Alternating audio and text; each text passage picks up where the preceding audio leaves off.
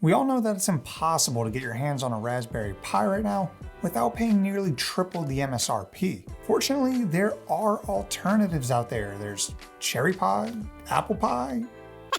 One of the alternatives I have here is the Libre Computer Board, and while it looks like the Raspberry Pi's albino cousin, it does have one major feature that the Raspberry Pi doesn't.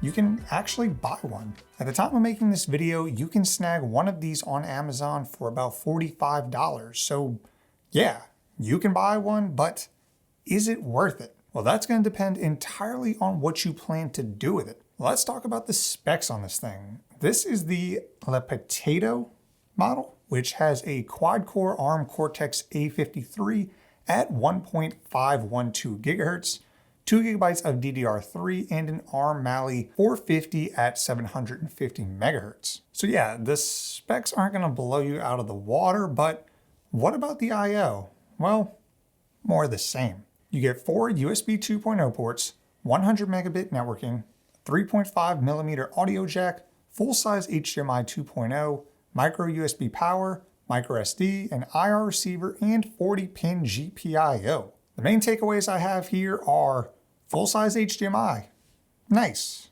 No USB 3.0, gross, and no gigabit networking, mega gross. All right, we've established the price, the availability, and the specs. So how does it fare against a Raspberry Pi? I'm sure you've noticed by now this is more comparable to a Raspberry Pi 3 than a Raspberry Pi 4. But just for fun, let's take a look at all of them side by side. Looking at Geekbench results from each of these devices, you'll see that the Libre is slightly better than the Pi 3, but less than half the performance of a Pi 4. You do get double the RAM than on a Pi 3, but you can't match the desktop level 8 gigabytes available on a Pi 4. The Libre and the Pi 3 are both limited to USB 2.0 and 100 megabit per second networking, while the Pi 4 gets USB 3.0 and full-fat gigabit. Also, the Pis have Wi-Fi built in, while the Libre does not. Now, price. We already mentioned that the Libre can be bought today for $45,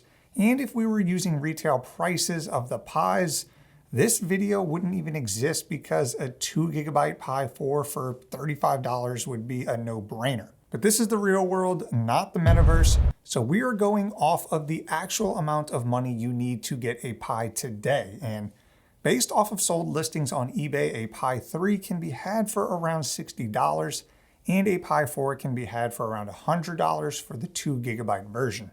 Clearly, the Libre is more comparable to the Pi 3 not only in terms of specs, but also in price. So which one should you buy then? Let's talk about that. If you're looking for a small device to act as a NAS, desktop replacement, or do some heavy lifting like media transcoding, then I would stay away from the Libre and the Pi 3. The Pi 4 can handle these tasks great, but for $100, I just recommend getting an older Intel NUC or something. However, if you are looking for an extremely low power device to run some home automation services, Pi-hole, test some ARM software, or act as a maker board with decent I/O, then the Libre board is honestly not a bad buy right now. The form factor is nearly identical to the Pi 3, so most cases and accessories should work.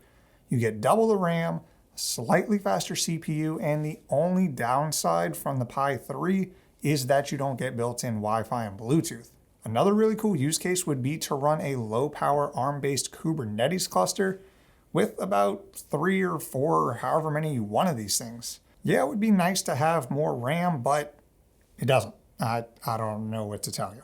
Let me know down in the comments if that is something you want to see me do. Now, another use case that is featured for this is retro gaming, considering that there are images for RetroPie and Laka available on their website. But I tried both and neither of them was that great. RetroPie wouldn't really run at all, and Laka was so buggy and kept freezing, so yeah. Well, that's all I have for the 5-minute review of the Libre Computer Board.